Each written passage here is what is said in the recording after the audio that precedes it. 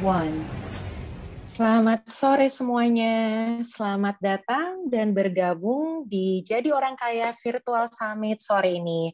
Perkenalkan, saya Devi yang akan memandu webinar sore ini. Jadi, sesuai schedule, pada sesi kita kali ini, kita akan membicarakan tentang topik pentingnya strategi dan inovasi dalam bisnis. Sebelum memulai acara, pastinya saya akan memperkenalkan pemberi materi hari ini, yaitu Bapak Roni, di mana beliau adalah Head of Medco Foundation dan juga founder dari Lawless Burger Bar. Pastinya ada dong di antara kalian yang sudah familiar ya dengan Lawless Burger Bar, dan ada juga yang pastinya belum pernah mendengar. Nah, buat kalian yang belum pernah nyoba ini, kalian wajib banget nih nyobain Lawless yang daerahnya di Kemang nih, karena tempatnya aja udah unik, burgernya juga enak. Pasti buat kalian yang kesana tuh bisa nikmatin tempatnya dengan tema-tema punk rock dan juga metal. Nah, melalui Medco Foundation, Bapak Roni juga sudah banyak memberikan kontribusi kepada masyarakat pada bidang pendidikan, ekonomi, sosial, dan juga kesehatan dan lingkungan. Sebelum memulai sesi sore ini, saya mau ingatkan kembali bahwa pemaparan materinya akan berlangsung selama 25 menit, dan untuk 40 menit setelah itu akan dibuka sesi Q&A atau tanya jawab.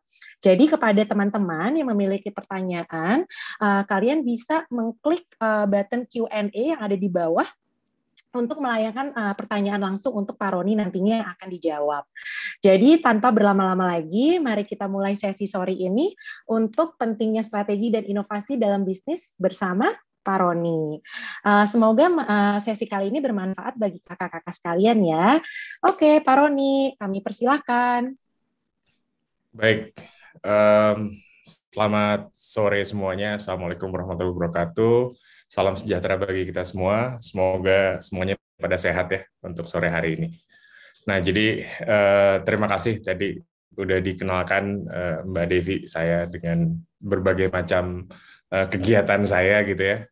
Tapi kalau boleh saya menerangkan, kan ini teman-teman juga mungkin banyak yang belum kenal gitu ya. Jadi tak kenal maka tak sayang gitu. Nah, saya ini punya banyak topik lah gitu. Cuman topik yang saya bawa hari ini, mungkin saya sebagai Head of Medco Foundation mungkin bisa slide-nya digeser ke yang ada dua topik tersebut. Ya, hari ini kita bahas strategi dan inovasi. Yang berikutnya, terima kasih. Nah, jadi hari ini mungkin saya cuma bawa dua topik. Yang topik pertama itu saya sebagai Head of Medco Foundation. Yang kedua, saya di Lawless Jakarta. Nah, sebelum kita geser ke slide berikutnya, saya mau menerangkan sebelum saya itu masuk di Medco Group itu sekitar tahun 2003, awal-awal 2003. Sebelumnya saya bekerja di Telstra Australia dari tahun 99 sampai tahun 2002. Sebelumnya lagi saya mengecap pendidikan di sana, S1 saya Telecommunication Engineering. Jadi kalau bisa dilihat kenapa saya end up di Medco, sebenarnya nggak nyambung dari apa yang saya kuliahkan gitu. Jadi kuliahnya apa, kerjanya di mana gitu. Itu udah jadi hal yang biasa untuk saya dan mungkin untuk beberapa teman-teman di sini. Tapi yang jelas selama saya di Medco Group, saya diberi istilahnya ruangan kali ya, atau karena saya ini orang yang nggak bisa diem, jadi saya nggak bisa hanya dengan satu pekerjaan aja. Saya pernah punya satu company juga dalam bentuk yayasan gitu. Dia provider mainan untuk anak supaya cepat belajar gitu. Itu udah pernah saya lakukan antara 2001 sampai 2002, kemudian itu udah exit gitu. Udah dibeli orang lah si company-nya. Saya juga pernah punya software company yang saya buat bersama teman-teman saya di Australia, tapi itu juga udah selesai gitu, udah exit lah. Saya udah nggak main di sana lagi. Nah, mungkin kenapa ada Lawless hari ini, karena waktu itu di 2010, di 2011, saya di-approach oleh beberapa teman saya, salah satunya teman sebangku SMA, Dia bilang bahwa dia lagi punya konsep untuk sebuah brand lifestyle gitu. Terus saya lihat, wah kalau brand-brand kayak gini biasanya konsepnya bagus, tapi di belakang layarnya kadang suka ada mismanagement. Jadi saya masuk di lolos tahun 2012 waktu itu sampai dengan hari ini. Jadi ya dalam perjalanan ini saya juga banyak juga mendevelop beberapa UMKM. Ada yang saya masih ikut di dalamnya, ada yang saya udah nggak ikut lagi gitu. Nah mungkin ini salah satu bagian dari strategi hidup saya sehingga saya bisa merasakan di berbagai jenis perusahaan tanpa saya harus kerja lebih keras gitu. Jadi ini salah satu strategi saya dalam hidup. Nah, strategi ini fortunately saya bisa menerapkannya di berbagai titik di Medco gitu. Salah satunya di Medco Foundation. Mungkin boleh di slide berikutnya. Jadi, nah, Medco Foundation sendiri sebetulnya berdiri tahun 2007. Di 2007 itu dengan ide bahwa seluruh kegiatan CSR atau kegiatan sosial dari founder, dari company maupun dari corporate itu didata ulang. Dari tahun Medco itu berdiri tahun 80-an lah sampai dengan tahun 2007 waktu itu kita coba data, kemudian kita kelompokkan. Waktu itu pengelompokannya ada 3, ada social ekonomi, ada environment, sama ada satu lagi kesehatan. Nah dari 3 pengelompokan tersebut, akhirnya di-develop lah sebuah vehicle yang lebih mudah kali ya untuk kita mendevelop program-program kita. Nah di Medco Foundation sendiri, tim saya itu belum balik lagi. Nah thank you.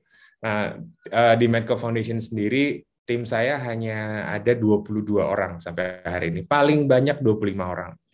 Tapi kalau dilihat, kita ada exist di 23 provinsi, di 73 kabupaten kota, dan mengcover sekitar 240.000 orang.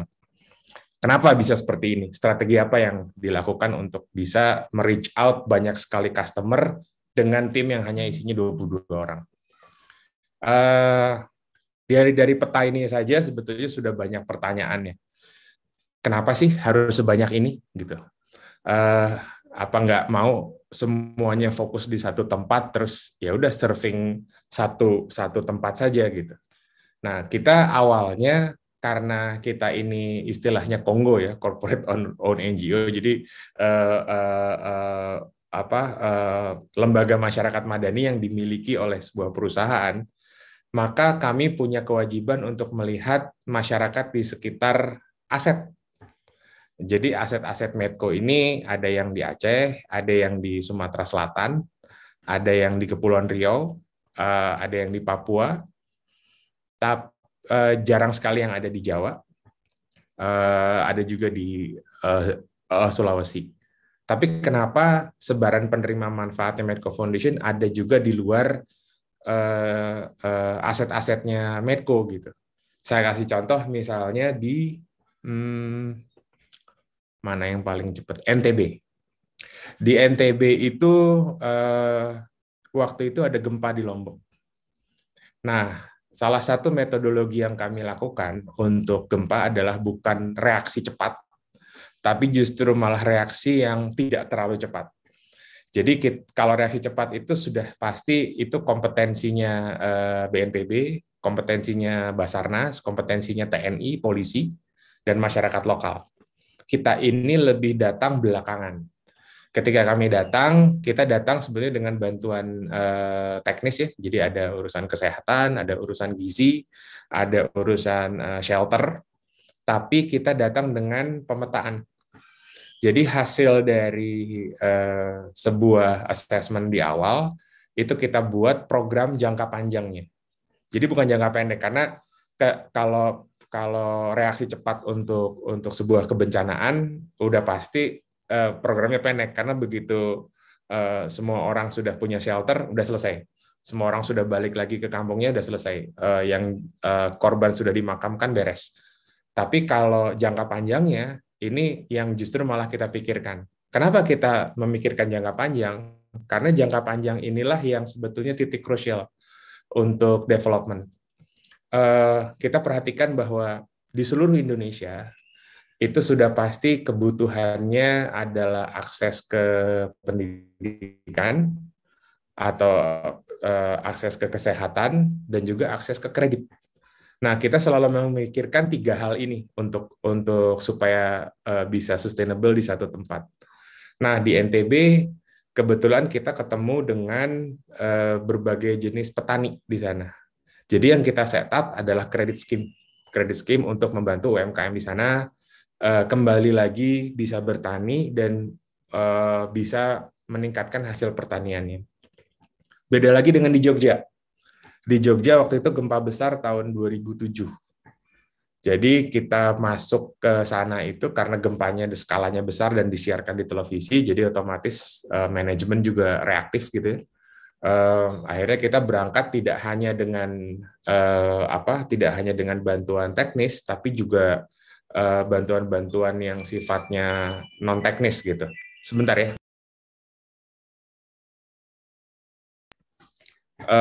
Sorry, maaf, teknis. Jadi kita berangkat ke Jogja waktu itu untuk sesuatu yang kita anggap kita harus kerja cepat dan kita juga harus kerja untuk long term. Singkat cerita, ketika bantuan itu sudah kami distribusi, kita datang ke sebuah desa yang namanya Wukirsari. Di desa ini kita punya experience tersendiri lah.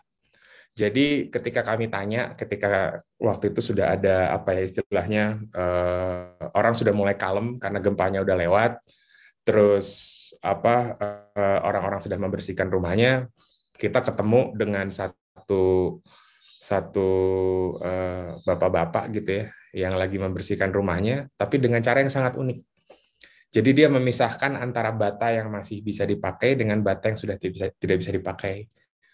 Tegel juga seperti itu, genteng juga seperti itu. Kemudian paku dia pisahkan satu persatu gitu. Jadi walaupun rumahnya rubuh, tapi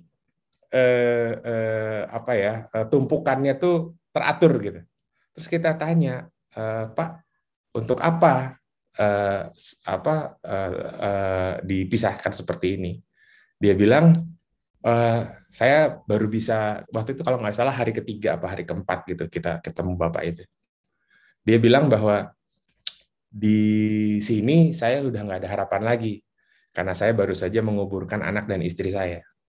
Jadi saya mau meninggalkan rumah ini, saya mau pindah ke rumah orang tua saya. Jadi bata yang sudah saya pisahkan bisa dipakai oleh warga di sini untuk membangun kembali rumahnya. Dari situ saya ngerasa yang, wow, ini beda nih gitu. Ini beda dengan masyarakat yang sering kita temui di daerah bencana lainnya gitu. Begitu nobelnya dan menggelitik saya untuk malah bertanya lebih jauh gitu.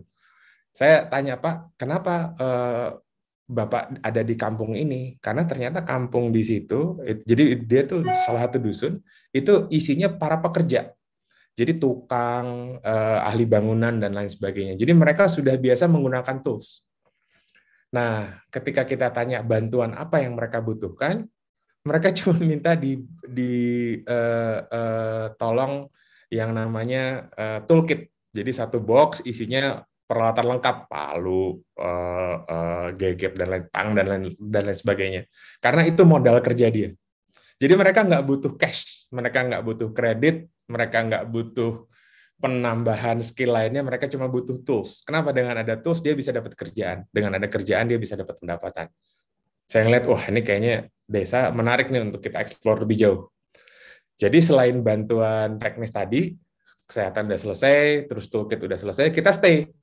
Saya assign 2 orang di situ spesifik hanya untuk memperhatikan sebenarnya apa lagi sih yang bisa dikembangkan dari tempat ini.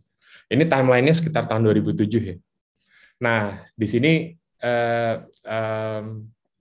kita berinovasi bahwa sebetulnya dari tools ini mereka membutuhkan pendidikan non formal, jadi akses untuk pendidikan non formal.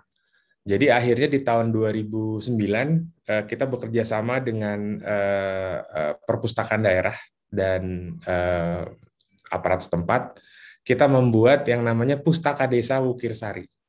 Mungkin teman-teman kalau mau Google silakan. Pustaka Desa Wukirsari itu kerjasama antara kami di Medco Foundation dengan Bank Mandiri. Awalnya Bank Mandiri hanya ingin mendanai 25% dari proyek tersebut. Setelah pustaka desanya jadi, bukunya kami isi, tapi yang tidak lupa kami isi adalah akses internet. Nah, di situ sebetulnya ada channel lain dari para pengrajin ini. Jadi mereka ternyata tidak hanya tukang gitu, ahli bangunan, tapi juga mereka membuat batik. Yang kalau sekarang Wukirsari itu sekarang udah jadi sentra batik di Jogja. Jadi salah satu bonus poinnya adalah ketika akses informasi masuk, maka new opportunity arise gitu. Tapi ini mungkin saya ceritakan karena banyak sekali bedanya antara tempat-tempat ini, dan kita tidak pernah kehilangan akal untuk selalu mencari celah opportunity apa yang bisa kita lakukan untuk masyarakat setempat. Nah, boleh ke slide berikutnya, saya ingin cerita tentang Papua. Jadi di Papua ini spesifik kelebihan. Nah, di Merauke. Jadi di Merauke ini kita ada konsesi hutan besarnya itu 270.000 hektar. Jadi sekitar 6 kali Jakarta. Nah, license yang kita terima adalah hutan tanam industri. Jadi hutan tanam industri itu bukan hutan virgin gitu yang pristine gitu ya, tapi memang hutan yang dari tanah kosong ditanam spesifik kayunya untuk industri, kemudian dipanen setiap 3-5 tahun, tapi dengan kewajiban kita harus isi lagi. Kenapa? Karena di hutan tanaman industri itu konsepnya sustainable, di mana pohon yang kita ambil itu harus ditanam ulang. Nah, akhirnya kita mencoba untuk mencari cara gimana kita benar-benar membuat ekosistem yang benar-benar sustainable gitu. Jadi tidak hanya sustainable dari sisi perusahaan, tapi juga dari sisi komunitas. Jadi kalau boleh dilihat, kita ngelihat yang kiri bawah ya, itu dari hutan itu kita hasilkan kayu. Kayunya itu kita pakai untuk pembangkit listrik tenaga biomasa. Jadi kita sekarang udah ada 3,5 megawatt biomass, the first biomass power di Papua. Jadi ini satu-satunya pembangkit tenaga listrik yang hasilnya adalah sustainable, yang sumbernya adalah sustainable. Kemudian listrik sebanyak itu buat apa? 3,5 mega kan udah ada di Merauke existing listrik. Kenapa harus ditambahin yang sustainable lagi? Karena kebutuhan akan istilahnya industri pertanian itu tinggi. Di sana di Merauke itu sedang berkembang industri pertanian. Jadi petani itu mulai, karena mereka lahannya gede-gede, mereka itu mulai punya penggilingan padi dengan listrik. Jadi tenaganya bukan lagi pakai tenaga diesel atau BBM lainnya, tapi lebih ke sustainable dari listrik. Nah, otomatis kan akan ada penambahan listrik tuh di situ. Nah, dengan berkembangnya industri pertanian, kebutuhan akan pupuk pun tinggi gitu. Jadi di sana banyak sekali orang mulai memproduksi pupuk, tapi bukan pupuk yang inorganik, pupuknya organik. Kenapa? Karena lebih mudah. Lebih mudah di sana memelihara sapi yang hasil kotorannya bisa untuk industri pertanian. Nah, waste dari industri pertanian dan dari peternakan itu dikembalikan lagi ke dalam hutan sebagai pupuk. Jadi, the more you create, lebih banyak orang membuat sebuah usaha, akan lebih sustainable lagi usaha ini. Dan disinilah kita sebut yang namanya circular economy model di Merauke. Nah, di setiap titik usaha itu kita punya mitra. Misalnya di pupuk kita punya mitra sebuah perusahaan swasta besar gitu, internasional untuk distribusi pupuknya. Kemudian di pertanian kita juga kerjasama dengan universitas. Kemudian di peternakan juga sama, kita kerjasama dengan industri dan peternakan. Jadi ini semua jadi tanpa kita mengerjakan ini sendiri. Jadi kolaborasi ini penting di sini. Nah, selain itu, kalau ngelihat yang warna biru muda, itu kan ada wood chip, kompos, fertilizer, biogas, dan lain sebagainya. Itu adalah produk-produk turunan yang menjadi nilai tambah bagi masyarakat sekitar. Jadi selain memang circular economy model yang direct, ada juga yang indirectnya. Jadi ini mungkin salah satu strategi dan inovasi agar membuat bisnis kita sustainable. Nah, berikutnya ini cukup ya soal Medco dan Medco Foundation, apa yang sudah kita lakukan. Saya mau cerita sedikit tentang venture saya bersama teman-teman. Jadi 2012 tadi saya ceritakan, saya bergabung dengan Lawless, di mana mereka itu waktu itu ingin mengembangkan sebuah usaha lifestyle. Jadi awalnya adalah clothing company di 2011.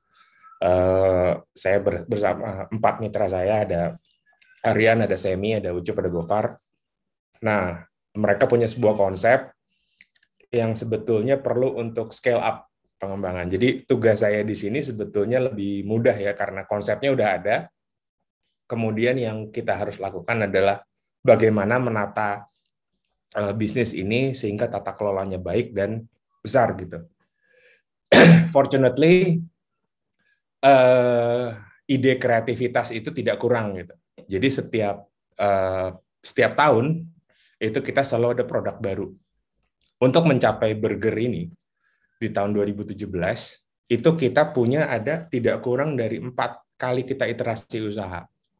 Kita punya clothing company, ada garage untuk modifikasi kendaraan, motor, terus ada record company, ada event organizing, kemudian kita juga ada beberapa venture-venture lain yang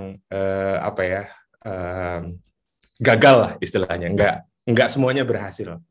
Nah, salah satu iterasi yang cukup berhasil dan mungkin teman-teman udah sempat lihat juga adalah yang Lolos Burger Bar. Saat ini kita udah ada 6 outlet. Kemudian kita lagi pengembangan untuk brand-brand berikutnya, bukan brand, maksudnya jenis makanan berikutnya under nama Lawless. Dan as per bulan ini, sudah 10 tahun kita berdiri, kita sudah menjual lebih dari 1 juta burger. 1 juta burger itu kalau disusun di atas meja, ya kemang penuh kali ya. Cuman ya itu anggapan aja. Nah, kenapa kita bisa seperti ini? Strategi apa yang kita lakukan? Mungkin boleh next slide ya. Jadi, nah, ini kebetulan adalah menu bulanan kita bulan ini. Karena kita ulang tahun ke-10, jadi kita namakan Swing of the X. Ini special burger versi ulang tahun. Jadi, kita sengaja setiap bulan itu selalu ada setiap bulan itu selalu ada menu baru. Menu ini selalu namanya tuh nyeleneh dan rasanya juga ajaib-ajaib.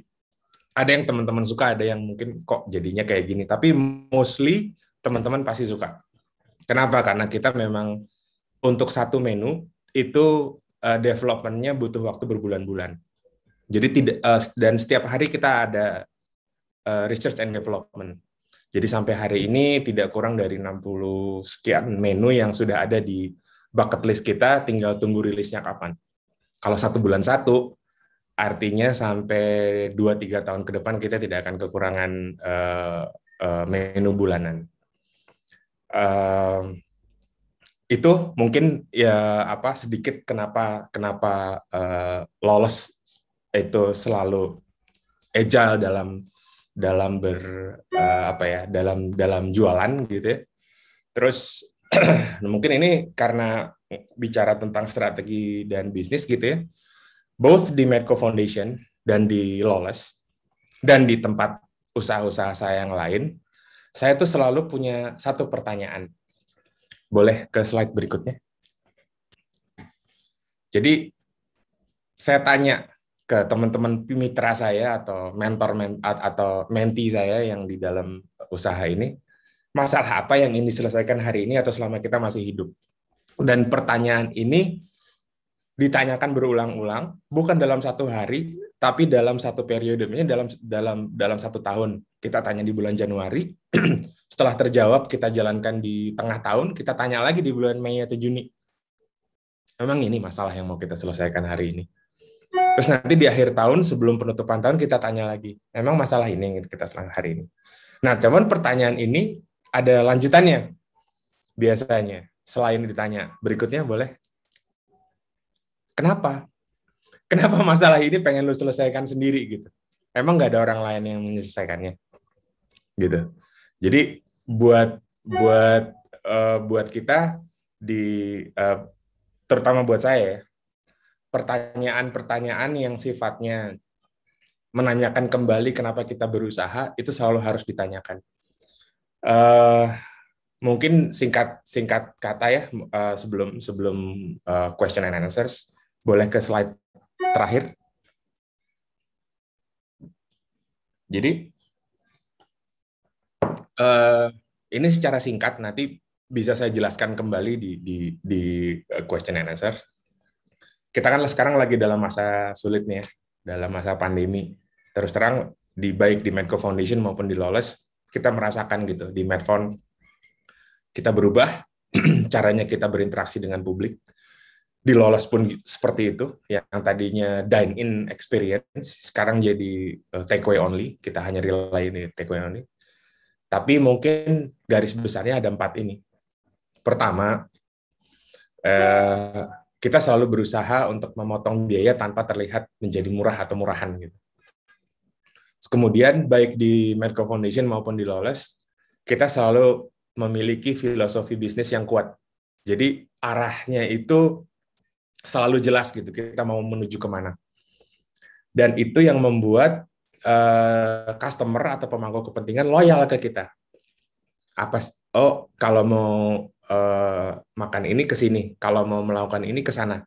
Itu tuh sesuatu yang sudah ada di on top of their mind gitu. Nah, balik lagi ke pertanyaan yang tadi.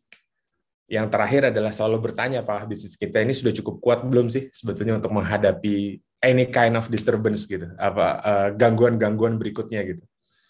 Kalau ternyata pandeminya lanjut sampai 2022 atau 2003, kita mau ngapain? Kalau ternyata udah nggak ada orang yang mau makan burger lagi, terus gimana? Kalau misalnya ternyata di case Medco Foundation, orang udah nggak mau bantu lagi gitu, orang udah nggak mau bantu sesama lagi, terus kita mau kerja apa?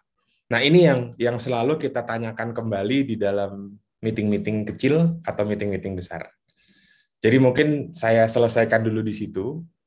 Kenapa? Karena saya lebih senang menjawab pertanyaan dari teman-teman sekalian daripada saya menerangkan panjang lebar tentang apa yang telah saya lakukan. Segitu dulu mungkin dari saya. Terima kasih, selamat sore. Terima kasih Pak Roni atas pemaparan materinya. Yuk kakak-kakak sekalian, pastinya ada banyak pertanyaan nih yang mau ditanyakan ke Pak Roni. Jangan lupa untuk klik button Q&A di bawah ini dan submit pertanyaan kalian. Nah, saya sekarang kepingin buka sesi kali ini untuk tanya jawab ya. Silakan Pak Roni. Saya mulai dari pertanyaan yang mana nih? Yang dari awal aja ya? Boleh, terserah Pak Roni, bisa dari atas atau Pak Roni mau pilih satu-satu dulu. Ini kebetulan tadi saya udah jawab answer live dari Dewi Andriani nih. Pertanyaannya Pak Roni gimana ya caranya buat bisa punya ide-ide menu yang kreatif gitu, sedangkan saya masih mengurus semuanya sendiri. Nah, ini pertanyaannya entrepreneur. Bener nih, ini kerasa banget. Jadi dalam hidup ini ya, kita kan cuman punya 24 jam, betul? Gitu. Kalau kegiatan kita tuh apa aja sih? Sebetulnya kan ada tidur jelas ya gitu ya, terus ada main sama teman-teman, terus kemudian ada kerja gitu ya.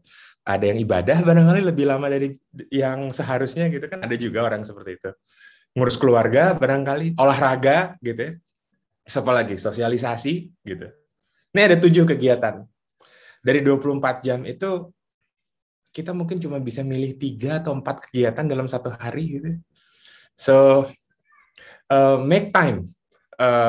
Jawaban saya. Kalau memang perlu gimana caranya untuk bisa punya ide menu yang kreatif, banyak baca barangkali, banyak follow Instagram yang sesuai dengan produknya gitu. Atau lihat-lihat di YouTube karena sekarang semuanya ada gitu di online. Lu mau cari apa aja bisa gitu. Terus kalau aduh tapi gue masih harus ngurus finance nih, gue masih harus HR, gue masih harus ngurus perizinan dan lain sebagainya macam. Oh, wajar, namanya juga entrepreneur gitu. Semuanya harus diurus sendiri dari nol gitu. Tapi ada waktunya di mana kita ngeset tadi yang saya bilang itu memperkuat bisnisnya. Tapi ada juga yang kita harus memperkuat bisnis dengan kita bergaul, dengan kita berteman, dengan kita bersosialisasi barangkali. Jadi dan formulanya beda. Formula yang saya miliki dengan formula yang Anda akan miliki itu udah sesuatu yang bukan exact gitu ya. Jadi udah pasti setiap bisnis memiliki pattern-nya masing-masing. Saya nggak tahu bisnis apa yang Anda punya gitu ya, tapi silakan aja berkreasi gitu. Itu kali. Banyak yang nanya. Iya, Pak. Iya. Ini anonymous, boleh ya? Saya answer live aja ya. Silakan, Pak. Yang kedua, bagaimana penerapan pertanyaan Pak Roni terhadap kehidupan sehari-hari Pak Roni dalam bisnis dan bermitra? Apakah setiap mempertanyakan pertanyaan tersebut Pak Roni selalu bisa mendapatkan jawabannya? Terima kasih Pak. Tentu tidak. Gitu. Kalau kadang hari ini saya punya jawabannya. Misalnya gini, masalah apa yang ingin saya selesaikan hari ini? Kalau masalahnya saldo, gitu, semua orang juga punya masalah saldo, gitu. Everyone's got money problem today, gitu. Apalagi setelah pandemi ini. Tapi kalau masalahnya kita draw down lebih simple. Misalnya kayak tadi di Jogja, kenapa saya curious untuk selalu mengeksplor apa sih yang terjadi di balik ini? Karena saya tergelitik, kami semua satu tim ini tergelitik, ini ada apa ya dengan desa ini kok mereka begitu humble gitu. Mereka nggak tiba-tiba mendirikan tenda di pinggir jalan terus minta beras gitu seperti pengungsi yang lain. Kok di sini malah tetap kerja walaupun belum makan atau belum minum gitu. Akhirnya kita ketemu gitu. Ternyata problem mereka adalah access to credit gitu atau access to information. Di sini kan ketemu jawabannya. Terus kita tanya ke diri kita sendiri, emang masalah kreditkah yang mau kita selesaikan atau masalah akses ke informasi gitu. Dari sini kan terus kita tanya lagi, kenapa gitu. Emang kita mau menyelesaikan masalah ini? Dari dua pertanyaan, dari dua statement tadi, akhirnya kita memutuskan yang kredit ntar dulu deh. Mungkin access to information dulu yang kita jalankan. Tapi dengan adanya access to information, access to credit jadi lebih mudah gitu. Nah, ini kebetulan accident tapi happy accident gitu. Karena tadinya kami nggak sengaja menuju ke arah istilahnya sustainable partnership dengan teman-teman di Desa Wukirsari gitu. Tapi ternyata pekerjaannya jalan gitu, terus berjalan dengan lancar. Tapi nggak lancar juga sih. Saya kalau boleh cerita di yang di Wukirsari ini ada kejadian lucu juga. Jadi kita menemukan ada satu kelompok ibu-ibu yang merasa bahwa Pak, kita ini butuh modal. Modal kita adalah mesin jahit karena mereka penjahit baju dan batik. Karena miskomunikasi gitu ya, ya mereka menggunakan bahasa Kromo Inggil, sedangkan kita rata-rata anak Jakarta, jadi rada nggak nyambung tuh komunikasinya. Jadi mereka minta modal mesin mesin jahit, kemudian kita kasih dong. Total itu kalau nggak salah mereka butuh 29 mesin jahit gitu. Jadi kita kirimkan lah, kita cari dananya, kemudian kita kirimkan 29 mesin jahit. 9 bulan berlalu, tiba-tiba di kantor kita ada 29 mesin jahit yang kita kasih. Kok balik lagi gitu? Ternyata yang kita anggap donasi, mereka anggap pinjaman modal. Jadi dari 29 mesin jahit tersebut, mereka bekerja untuk beli mesin jahit sendiri.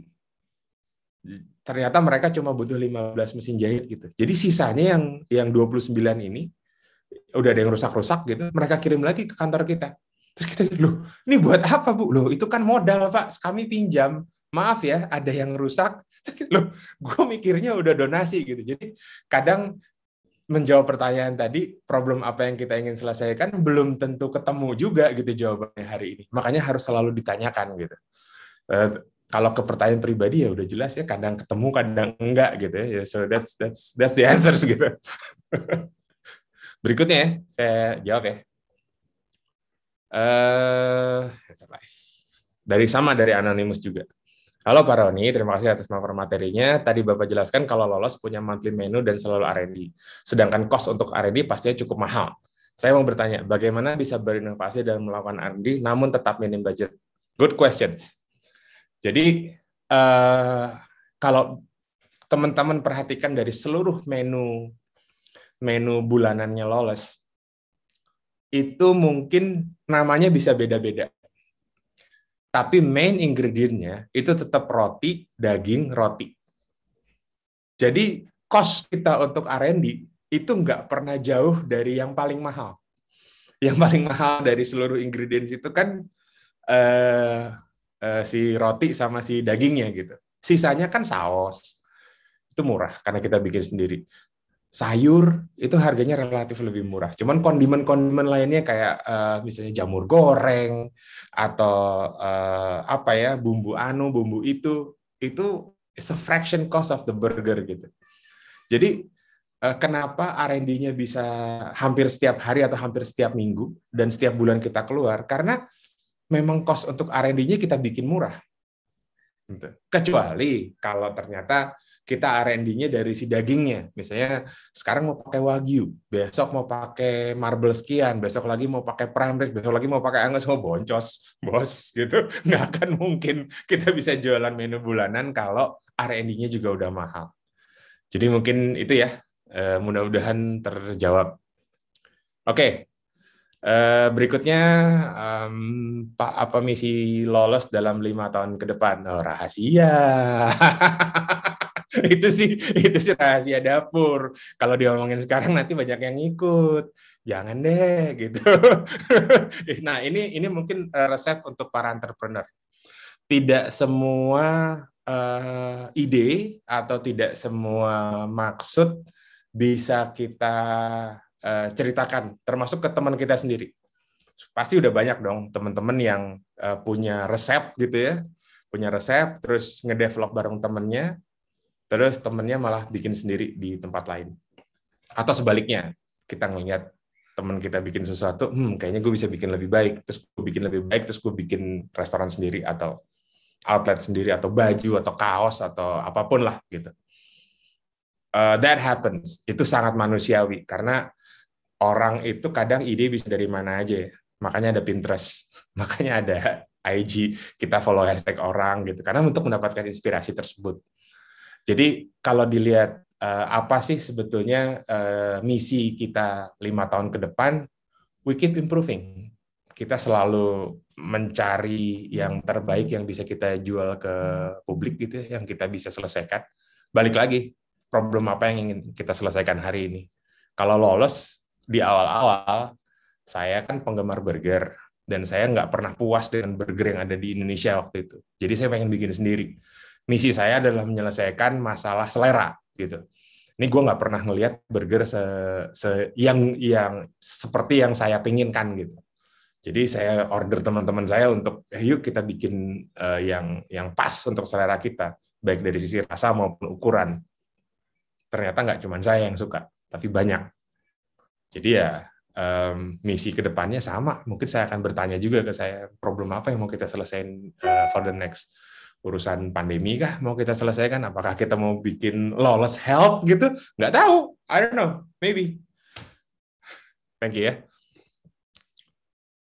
Berikutnya dari Ivan Handi. Ketika kondisi bisnis sudah tidak sehat, red ocean, price war. Bagaimana kita memenangkan price war, sedangkan produk, benefit, dan kegunaan sama? Lah, ini udah tahu tentang red oceans.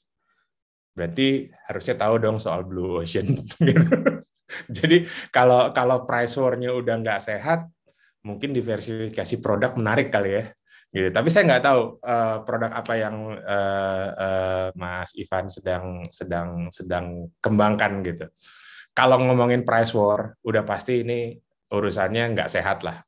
Monopoli nggak sehat, terlalu banyak pun nggak sehat. Jadi size of the competition itu harus selalu ideal. Saya nggak bisa bilang kecil itu ideal atau besar itu ideal karena masing-masing industri punya niche-nya masing-masing. Kalau kita ngomongin lolos ya, udah jelas kompetisinya banyak lah. Dan burger itu bukan sesuatu yang baru gitu. Semua orang bisa bikin burger dengan roti, daging, roti, selesai gitu kan.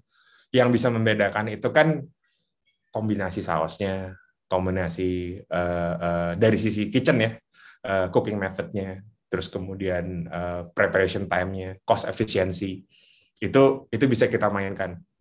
Yang terus kemudian kita masuk ke blue ocean ya adalah marketing gimmick. Lifestyle yang kami jalankan sehari-hari itu kita terapkan juga di dalam urusan jualan ini. Jadi ada gimmick-gimmick musik metal di dalam ini, terus kemudian nama-nama burger kita juga sesuai dengan judul lagu atau judul band. Jadi kalau udah price war ya kita nggak bisa compete ya. Apalagi burger sekarang yang franchise-nya udah jualnya mungkin kalau tadi kita bragging 1 juta burger 4 tahun gitu, kata McD kita 1 juta burger sehari bos gitu kan. Jadi ya buat apa bragging juga, tapi it's fun to brag gitu. It's fun to achieve things and let you know about this gitu. Dan itu yang selalu kita embrace gitu. We're small, I don't care gitu kan. You're big gitu. Tapi bukan berarti saya harus jadi mereka juga gitu. I can be my own gitu. Mungkin itu kali ya. Jadi have value or have faith in your value gitu. Next, answer lah dari Agun. Pas pandemi sekarang ini, apakah sudah melakukan layoff? Jika ya, berapa persen dari total karyawan? Belum. Kita belum melakukan layoff, malah nambah karyawan. Kenapa? Karena kita nambah cabang. Simple ya jawabannya ya. Boleh terusin kali. Kayaknya udah cukup kayaknya gitu. Trauma pandemi itu hanya bulan Maret, April, Mei saja untuk kami di Lawless. Kenapa? Karena waktu bulan Maret, April, Mei 2020 kita benar-benar nggak tahu, bener takut untuk keluar rumah, restoran pun harus tutup, pemerintah juga belum tahu mesti diapain, tes juga nggak tahu di mana. Dulu kan rapid test itu dari jari ya, itu kan akhir-akhir tuh menjelang bulan puasa, Lebaran gitu baru ada rapid. Itu pun harganya mahal sekali gitu.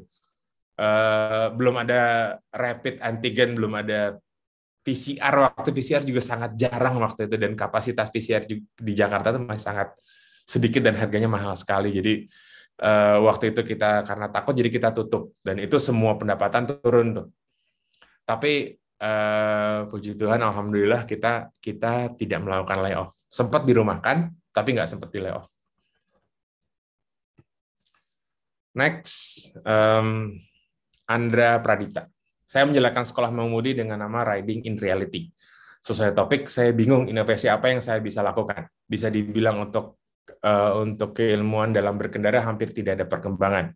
Jadi saya minta saran untuk inovasi seperti apa. Terima kasih. Nah, bisnis itu kan macam-macam.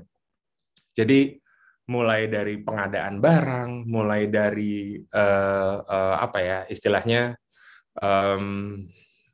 berusaha sendiri, terus kemudian bisnis apa kebutuhan manusia itu kan ada yang dasar ya, ada sandang, pangan, papan, kemudian ada lagi sekarang teknologi, WiFi, terus kemudian ada konektivitas dan lain sebagainya.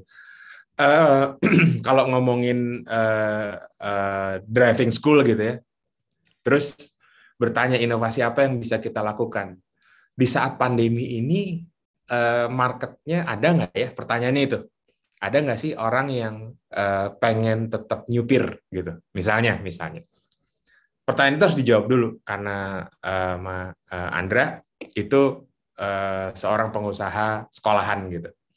Kalau memang marketnya ada, di mana? Apakah sudah jualan di situ atau belum? Gitu.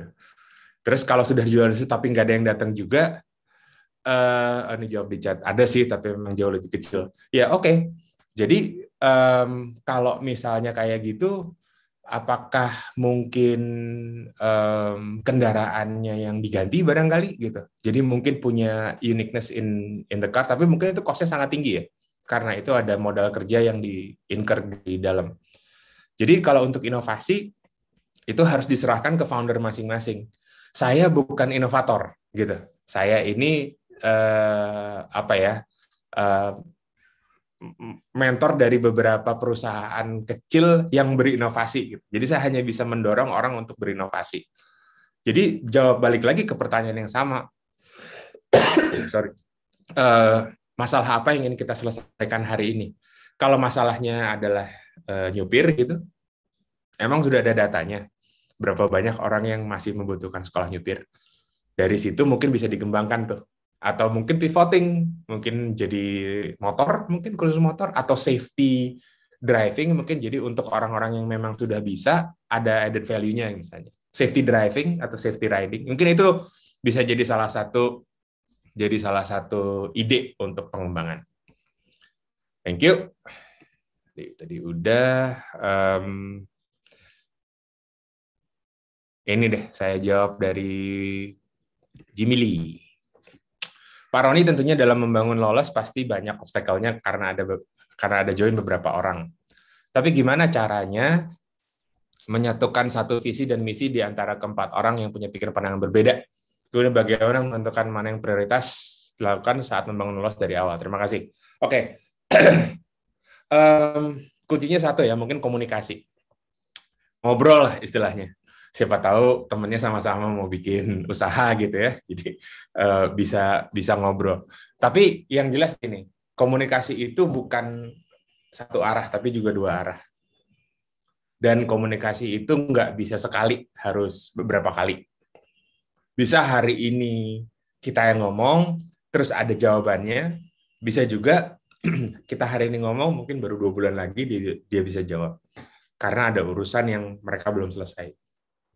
Jadi menyatukan satu visi dan misi ini ya harus mulai dari yang kita lakukan sehari-hari, main.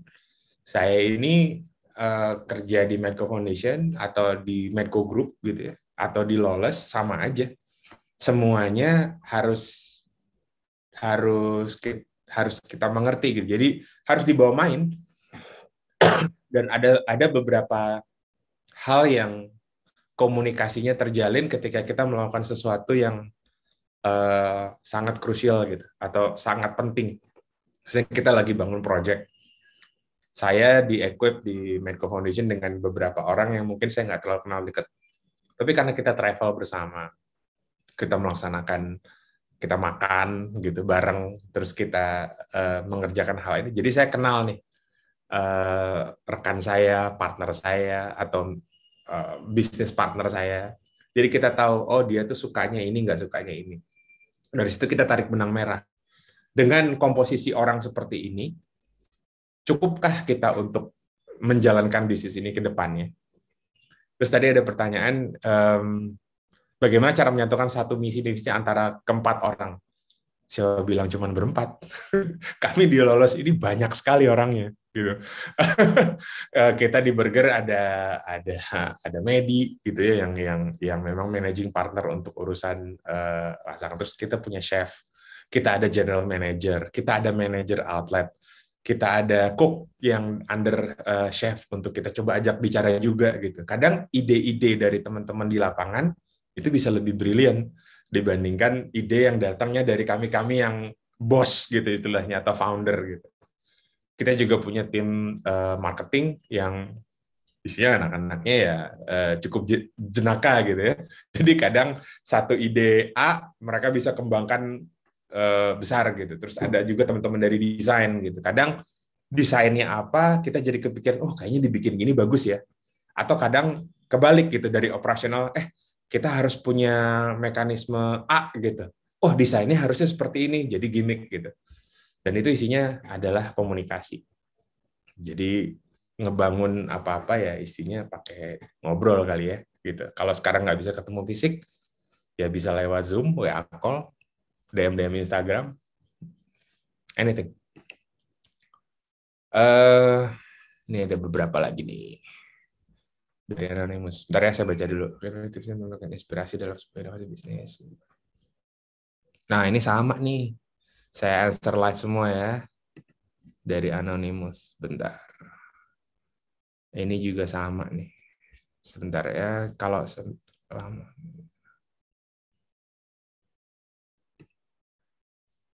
Nah, ini ada beberapa pertanyaan yang saya jawabnya bareng ya. Gimana caranya berinovasi terus? Go crazy, man. Lu follow ini nggak sih? Apa Instagram yang kayak Fakta Indo atau Jakarta Keras gitu, yang informasi itu kadang isinya absurd berat gitu. Ada orang yang melakukan hal yang buat kita itu sangat crazy, tapi mungkin buat dia sangat logik. Kita coba put ourselves in that shoe gitu. Mungkin nggak sih kita melakukan seperti itu? Kalau mungkin dengan berbagai jenis alasan, dan alasan itu yang kadang, oh jangan-jangan customer base kita juga pengennya seperti ini ya. Kalau kita udah punya data, kita akan sangat mudah untuk menjabarkannya. Problemnya adalah kita nggak susah berinovasi karena kita buntu gitu. Kalau writers tuh writers block lah istilahnya. Gue pengen nulis A, tapi kok kata-katanya nggak keluar ya. Sama, kadang juga gue tuh pengen jual burger atau hotdog lebih banyak, tapi kok kata-katanya nggak keluar ya. Jangan-jangan pertanyaannya yang salah gitu. Pertanyaannya adalah orang mana yang membutuhkan makanan kita, supaya gini, kita harus put in our customer shoes gitu. Jangan-jangan customer kita ini nggak tahu kita exist gitu. Dan itu urusannya pasti urusan marketing dan sales lah. Tapi kalau ternyata existing customer terus ngerasa bosen gitu, would you like to have another menu from Lawless gitu. Itu sering kita adakan di awal-awal. Makanya iterasi kita untuk menu bulanan ini ada terus. Kenapa? Karena awalnya kita selalu bertanya gitu, gimana caranya existing customer datang lagi gitu. Kan lu udah tahu rasanya, misalnya kita punya top 3 ya, ada Motley, ada Lemmy, ada Sabat gitu ya. Kan lu udah tahu rasanya tiga burger ini. Mau nyoba yang lain nggak? Yang lebih manis, lebih savory, lebih pedas, lebih crunchy, atau lebih apa, kan palate orang tuh beda-beda gitu. Terus abis gitu kita cari komparasinya, kita kan follow Twitter orang, follow IG orang gitu. Dari situ banyak sekali inspirasi. Oh kalau dibuat gini mungkin nggak ya, tapi ingredientnya terlalu mahal. Mari kita buat lokalnya gitu misalnya. Dan itu produk-produk kitchen yang ya udah, itu R&D-nya di dapur aja, terus kita coba malam-malam, kita coba sambil ngumpul. Ketika pandemi ini lebih unik lagi. Kita kadang pernah nyoba juga, tapi saya lihatnya lewat video call karena saya nggak bisa ke dapur waktu itu. Jadi saya ngeliat kayaknya tampangnya kurang enak tuh, ganti deh gitu. Jadi kadang karena terbatas gitu ya, jadi dia juga nggak bisa ngomong, lu coba cicip dulu Ron. Aduh jauh, gue nggak bisa keluar rumah, lagi lockdown gitu kan, atau lagi isoman. Jadi kadang dari tampilan dulu nih, gara-gara Zoom. Ya itu inovasi sendiri kan. Artinya secara visual kita harus membuat sesuatu yang appealing gitu. Nah, bagaimana kalau inovasinya produk yang udah nggak bisa berinovasi lagi, kayak tadi ada urusan driving school gitu ya, kan nyupir gitu-gitu aja gitu ya. Ya mungkin kendaraannya, tapi ternyata tadi dia bilang motor ada, pesawat terbang barangkali gitu. Orang sekarang mungkin perlu private plane untuk terbang, nggak tahu. Gue bukan ahlinya gitu. Gue hanya mendorong teman-teman untuk go crazy, think outside the box, Cuman jangan keterlaluan juga gitu, sampai kayak beberapa YouTuber yang jadi kasus. Buat gue rationality dan public acceptance itu penting. Jadi kalau tadi ada pertanyaan punya bisnis sendiri, tapi saya melihat orang yang menjalankan bisnis bersama teman-temannya atau tim kebanyakan lebih cepat berkembangnya, gimana ya caranya kita berkembang secepat dia gitu.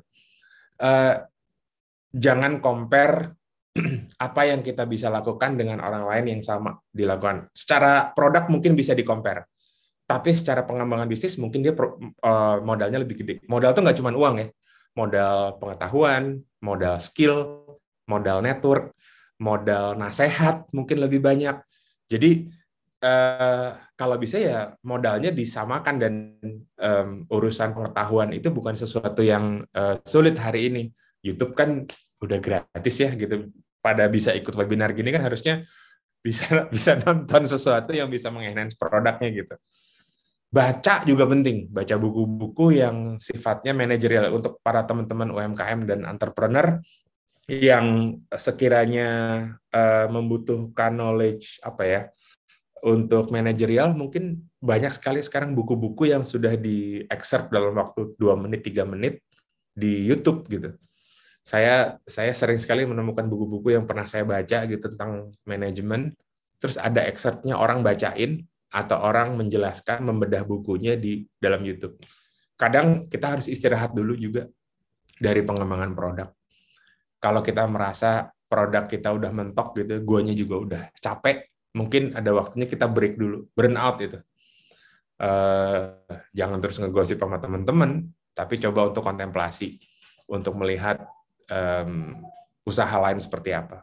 Jangan-jangan usaha kita ini memang sudah mencapai titik di mana sudah tidak bisa dikembangkan lagi oleh modal seperti ini.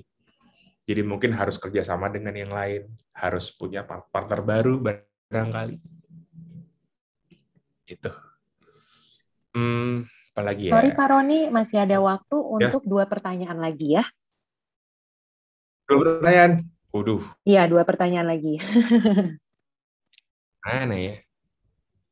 Bentar. Ini saya. Oke, sebentar itu.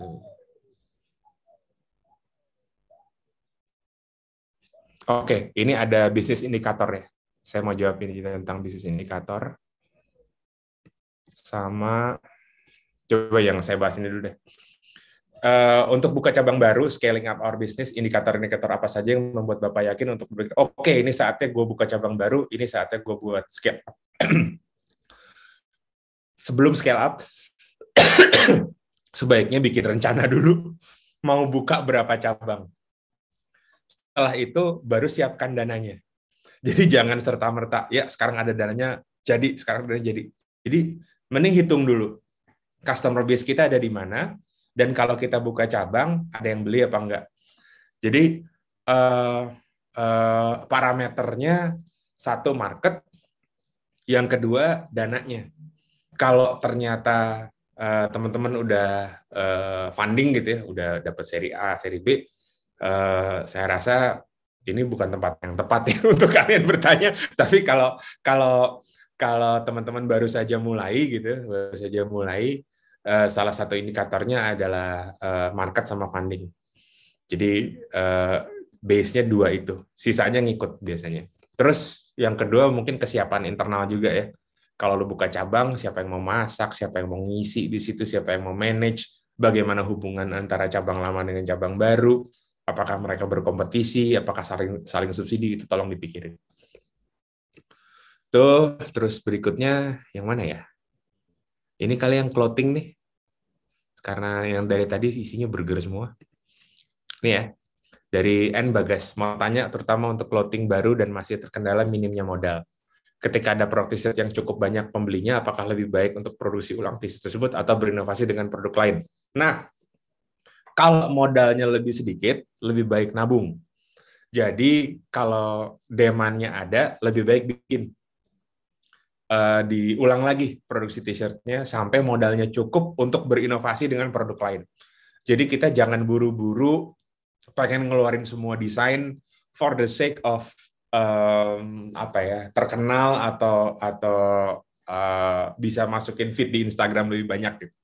Tapi kalau kita mulai dari PO loh.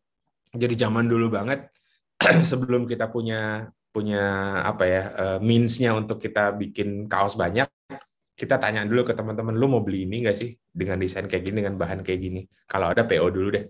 Makanya sekarang banyak sekali desain-desain yang ada di sosial media sistemnya PO karena mereka mau ngumpulin modal untuk itu. Segitu dulu kali ya, barangkali teman-teman dari Kaya. Barangkali. Ya. Sorry ini nggak bisa dijawab semua pertanyaannya baik-baik. Nanti saya coba ketik ya kalau sempat. Ya, dari sisi kita juga nanti akan kita kurasi semua pertanyaannya, Pak. Jadi untuk teman-teman di sini yang masih ada pertanyaan di kolom Q&A belum terjawab, akan kita kurasi dan kita akan minta Pak Roni jawab secara tertulis sebelum kita ngeblas ke teman-teman sekalian. Yeah. Jadi berhubung waktu sudah habis, sesi tanya jawab kali ini kami tutup, sekaligus menandai berakhirnya kelas ini. Jadi terima kasih sekali lagi ya Pak Roni atas insight-insight-nya, dan juga terima kasih ke kakak-kakak sekalian yang sudah hadir sore ini. Saya mau ingat kembali bahwa materi presentasinya mohon maaf sekali tidak bisa kami share, namun kalian bisa menonton kembali sesi-sesi semua dari Jadi Orang Kaya Virtual Summit di YouTube-nya kaya.id. Jika kalian ada pertanyaan lebih lanjut, kalian bisa DM Instagram kita langsung @kaya.id atau kalian bisa kirim email ke hello@kaya.id. Dan jangan lupa juga untuk tune in sesi terakhir malam ini jam 7.30 yang akan dibawakan oleh Pak Dede, owner dari founder dari Rumah Tempe Zanada dan Kis Tempe yang akan membawakan topik adaptasi dan inovasi UMKM. Sekian dari kami, sampai jumpa di sesi Jadi Orang Kaya Virtual Summit selanjutnya. Bye semua.